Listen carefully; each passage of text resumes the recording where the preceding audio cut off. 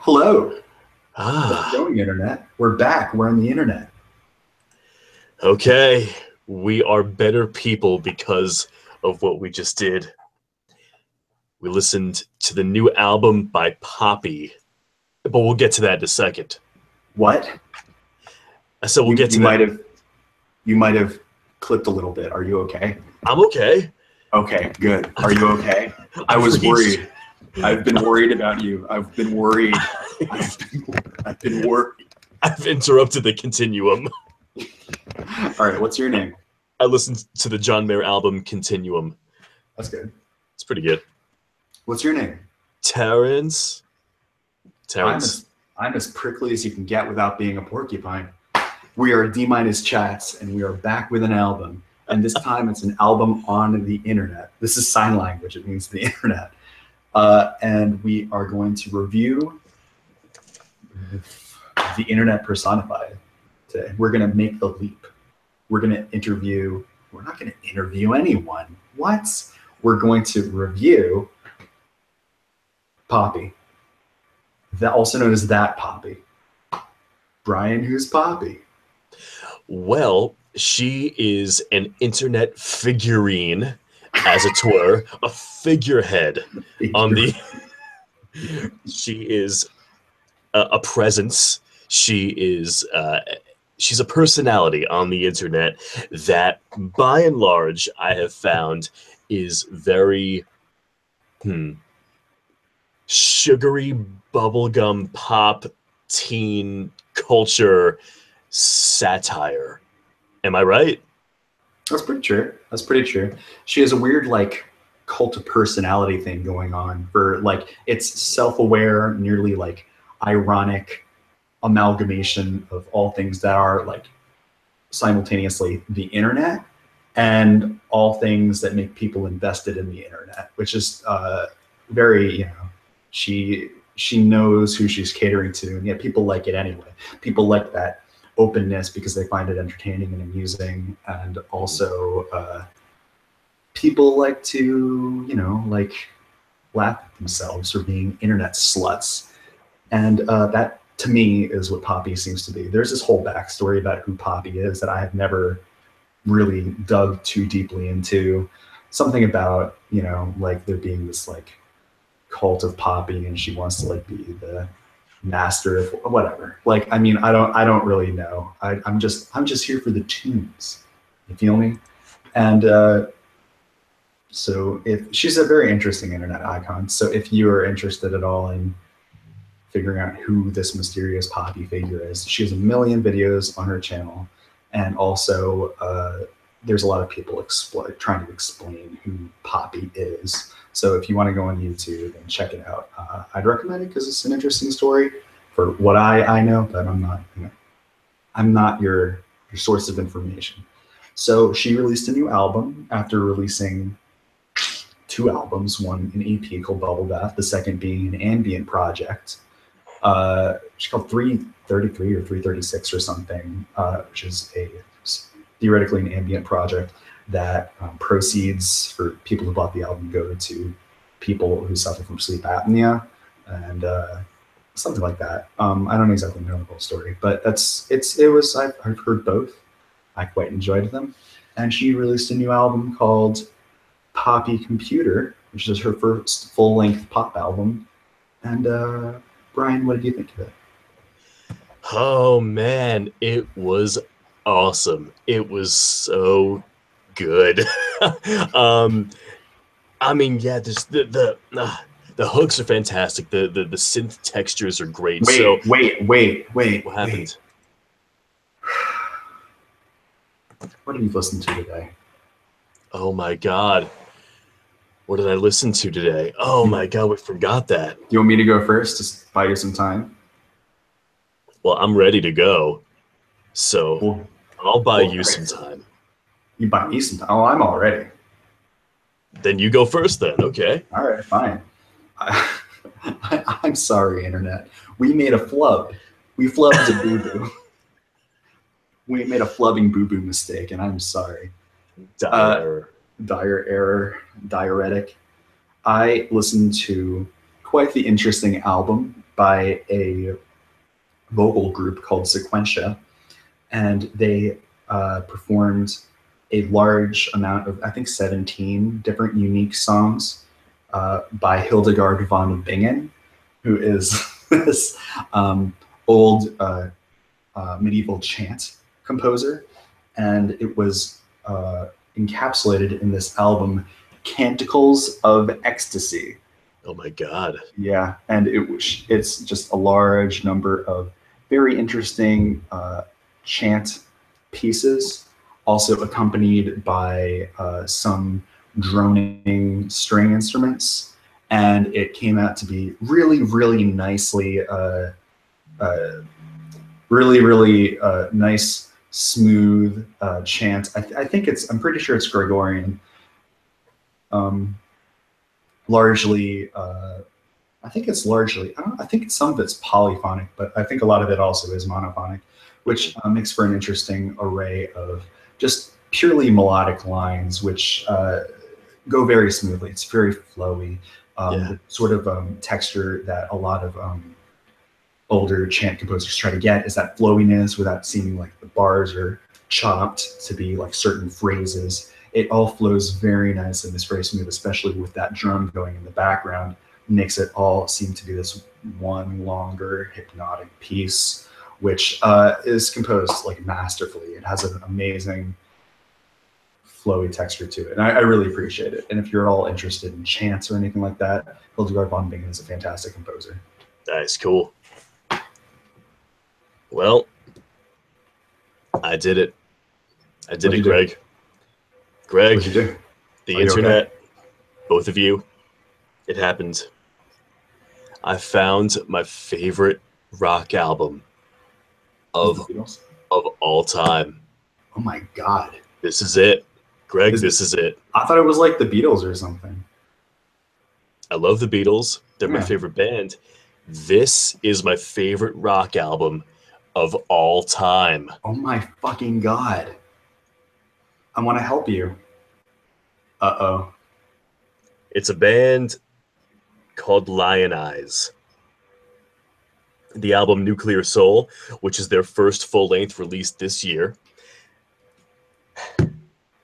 Everything about, my God, Deep Purple, Kansas, Boston, all in one with like a little bit of clutch and just like sci-fi and also a little bit of reggae, all in one thing, all in just one thing. That's it.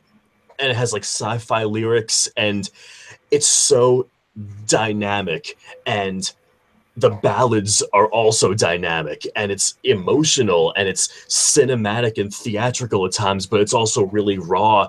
It's a very down-to-earth album. Nothing is overstated. It's a little bit quirky when it wants to be, but it's also really serious. I'll give you a moment. It happened. I listened to it when it came out, and I was like, oh my God, this is it. This is everything. It's almost like when they were writing this, they were like, there's some fucking guy in New Jersey who likes all this shit, and his name is Brian, and we're just gonna make an album for him based on the things that he likes. And so it's all these cool things. They have, oh my God, the keyboardist is so good. There are organ solos, but like the solos aren't overstated either. Dude, nothing is showy. So everything you hate about classic rock, Greg, this isn't. It's nothing is overstated. Is it better than Aphrodite's Child? Significant. The first horse is red. Oh my God. My fucking God, it's so good. And nearly spat my coffee at you, mama. It came out a month ago. It came out on September 8th, I think. Dude, this is it. Album of the year. This is it. Fuck me. Fuck you. This is it. Okay, wow. Well, there's a lot to say. But Lion Eyes, Nuclear Soul, album of the year for Brian. Okay, well, hold on. We can't. No. I'm doing it. This isn't an album of the year video. I'm gonna shake my wiener at you, mama. We need to talk about Poppy now. We'll do it. Okay, fine. Okay. Okay. Poppy is a pop artist who has recently, so the album, we talked about Poppy already, the album, Poppy.Computer, right? She just signed to Mad Decent Productions, right? Which is a big album label out of Philadelphia, which has big dance hall rappers like Sean Paul. It also has Diplo. It has Zed's Dead. It has the rapper Riff Raff. It has a lot of big DJs, EDM DJs, also trap rappers, and it's also got Poppy, you know? So this album is specifically catered for the pop fan, the mainstream pop fan. And one thing that I think the album does very well is, as we were discussing a little bit when we were listening to the album, is it markets itself as pop, right?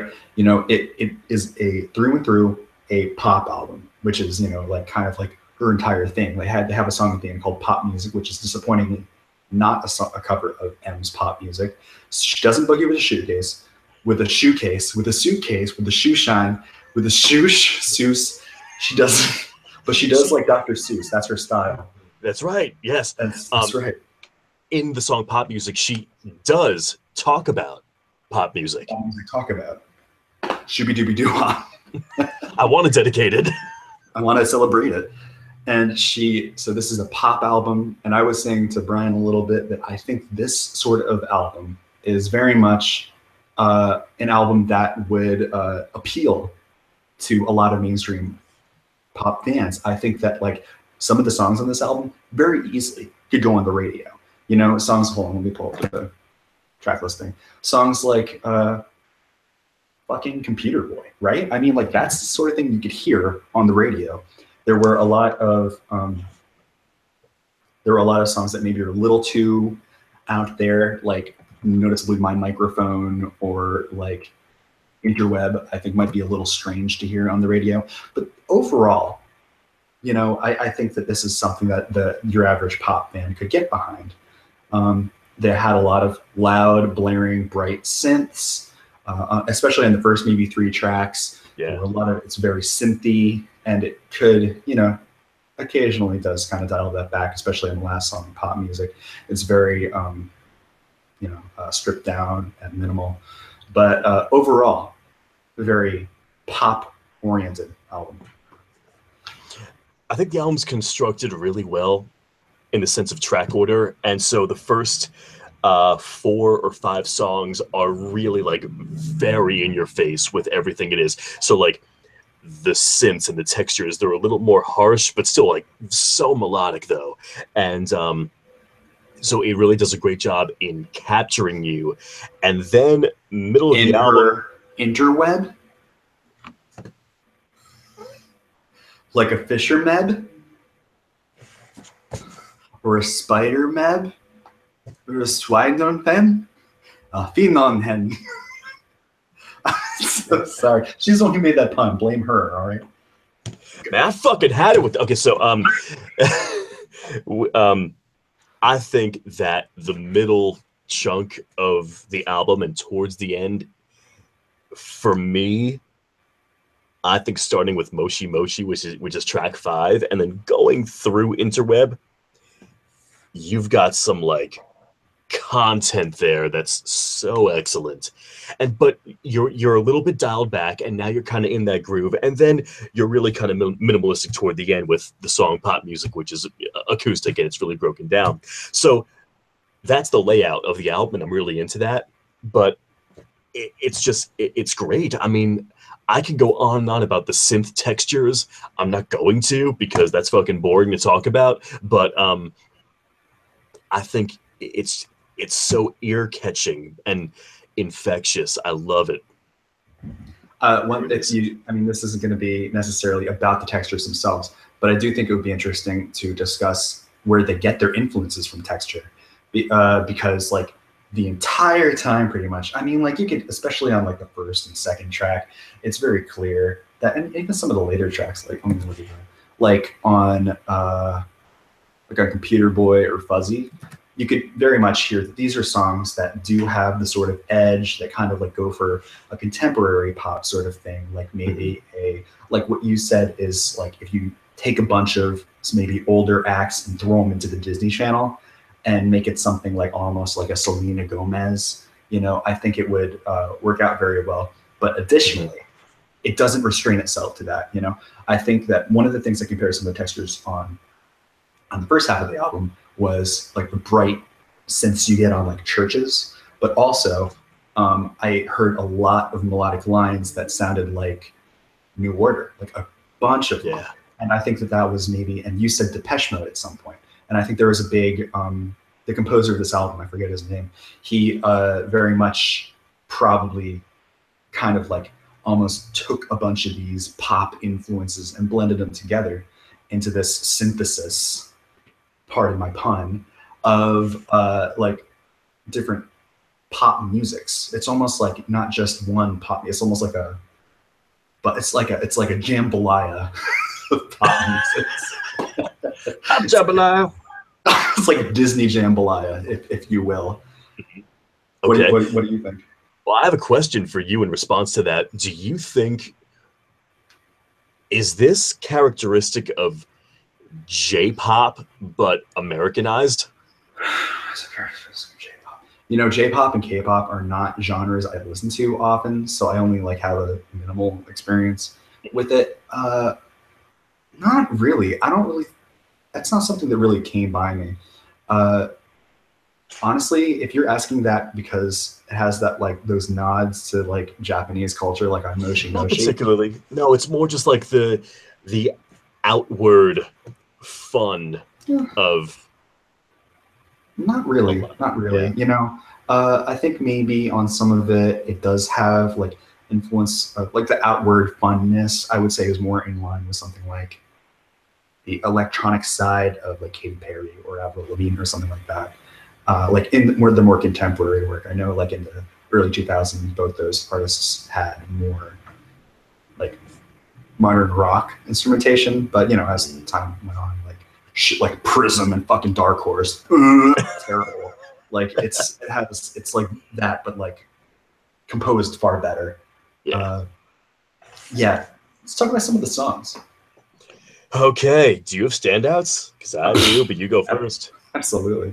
All right. Well, I think pretty easily, I will say my number one song on this album would be I'm Poppy.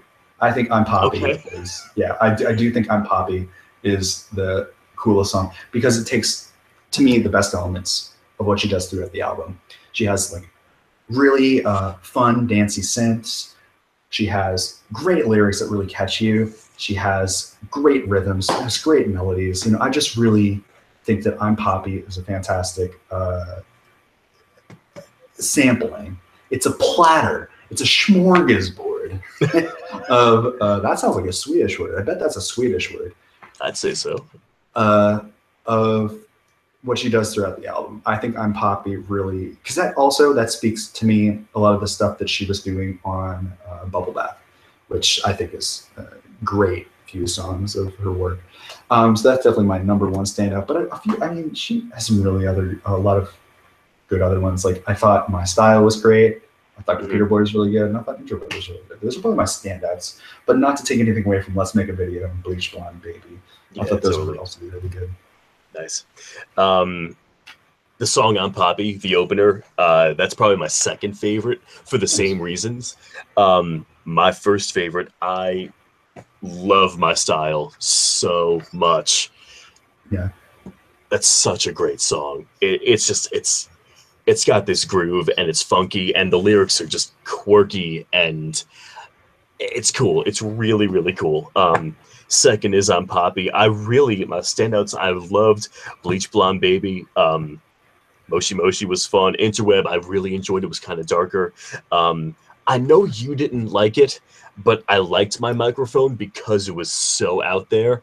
And I wrote down that it was the best Strokes song I've ever heard.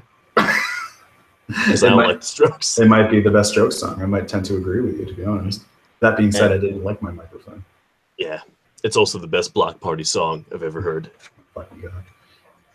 It's both of those.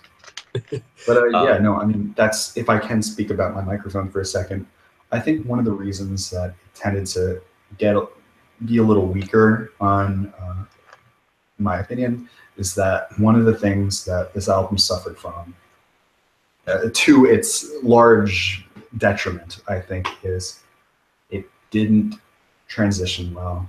It didn't have great transitions. It also, a lot of the songs were way too short for their own good. Like songs like Moshi Moshi, I think are, um, they had good ideas, but they ended them with good ideas, and they didn't like flesh them out. And even if you want to compare this to Bubble Bath, songs like Money, and songs like uh, Low Life, I think had great ideas, and they were such good ideas that the fleshing out wasn't that necessary because the hooks in them and everything were very um, complex. You know what I mean? And on songs like Moshi Moshi, it seemed like there was less. Uh, how do I describe this? It seemed like there was less, not thought put into it, but there was less. There were fewer ideas going on. That's how it seemed. And then it ended. And I think that those were the two biggest things that this album did suffer from. If I can make critiques for a moment. yeah, I get that. Okay. Um, Makes sense. Some of the songs seemed a little bit thrown together. Um, I guess my biggest gripe, if I had to pick one, is that some of the songs are really way too short for me. I wish I had more, but not in a good way, you know? Yeah, yeah. um, I wish I had more from some of my favorite songs, which happen to be some of the shortest songs on here. Um, My Style, for example, which is my favorite, ends so abruptly. You're just kind of like, whoa, oh, hang on. And Yeah, that yeah, one specifically, I think they could have done a lot with that. And I guess the reason that's not my favorite song, because it had really great things going for it, but I think that with the way, because that was a very stripped back song, maybe one of the few most stripped back. I'd maybe argue the most stripped back song on the album, and it could have built, or if not built, if they didn't want to make it really grand and complex, they didn't have to, but maybe throw a few ideas there at the end, or maybe throw a bridge in, and that could have like enhanced the song by like 10 times if they maybe added another minute or two, or and just like built on the ideas, but they didn't. And I think that really kind of ended up hurting it. Were there any songs that you didn't care for on the album? no. Oh, really? Yeah, really. Even the ones that I thought were filler, which would have been honestly probably Fuzzy and Software Upgrade, still had great textures, really. Um, I know the song Pop Music kind of pokes fun at itself. Mm. Um, the whole thing, I mean, Uniform is just great. I just, top to bottom, I think it's a great album. I really love it. Cool. Yeah, I think it's a really good album too. I Mhm. would say maybe My Microphone and Software Upgrade could, honestly, I think it could have been done a lot better if they just took the songs out, you know, honestly. And Mhm. or maybe redid them, or I don't know, whatever they wanted to do. Poppy's a force of nature, not to be reckoned with. I can't really criticize her. Who do you recommend this album to? Oh Lord, God, I uh, I think okay. I actually think anybody who listens to top 40 radio, like actual pop radio, because I mentioned to you, Greg, that this stuff is better than Katy Perry's material from the last 4 years because Totally, totally. she's been on the wane, as it were, and it's quality wise, it's not there. And so, if you want to reevaluate pop music as a whole right now, as and break the stereotype that it's all just mass produced, manufactured, this is what's going to do it. So I don't know. I think it might be a pretty good avenue. Yeah, if you want to honestly like maybe analyze this a little deeper for a second, I'd say that I mean, it's pretty clear that a lot of the satire and the irony from this album comes from the idea that artists become like these idols and these masters of people's emotions and their devotion and dedication and everything. And I think, honestly, it's so deep into the irony realm of the internet. It's so deep onto the bad part of the internet, you know, that it can be taken as seriously or as not seriously as you want. You know, you can throw, if you want to take, if someone who listens to, I don't know, Selena Gomez, Taylor Swift, whoever, right? And they just kind of like it casually. They're a casual pop music fan. Throw this on, and it's going to have the same effect as any of those people would if you listen to it unsubstantially. Or if you want to listen to it a little critically, it'll have a similar effect. Mm-hmm. People who like Lord's latest album, people who like Taylor Swift's latest material, people who like Paris, even a little harder shit that has that sort of dreamy, synth-heavy music, churches, whatever, they will get something from this too. I think whatever you want to do with this album, I think it has a lot of appeal to people who are like really intense, detailed music listeners who will critique the pitchfork drones, all them, people who don't listen to a lot of music. I think this has a lot of appeal across the board. That's what I think. I think it's very applicable to have, you know, a wide appeal. Mm-hmm. I dig that. Yeah. Yeah. Awesome. Hey, this has been fucking Poppy. This has been that Poppy. We did it. We did it. We did the internet. Job. Congratulations. High five me. I did it. We did a high five. We did a high five. Here I am. Oh, Lord. Oh, the singer Lord. All right, well, we will go, and we will go back. We will retreat back to the recesses of the internet from whence we came. And we will disappear into your computer. And and we're going to go hang out with Poppy because we exist on the internet. So does she. She lives in Los Angeles. I pretty much live in Los Angeles. I don't know where the fuck you live, Brian. I've never spoken to you before. You're on the internet. I'm on the internet. I live here. This is where I live now. Mm-hmm. And we will descend into the fiery abyss of the internet. Goodbye. We exist in dark, cold fire. Goodbye. Goodbye. All right, he's gone. Now that he's gone, I'm leaving. Goodbye.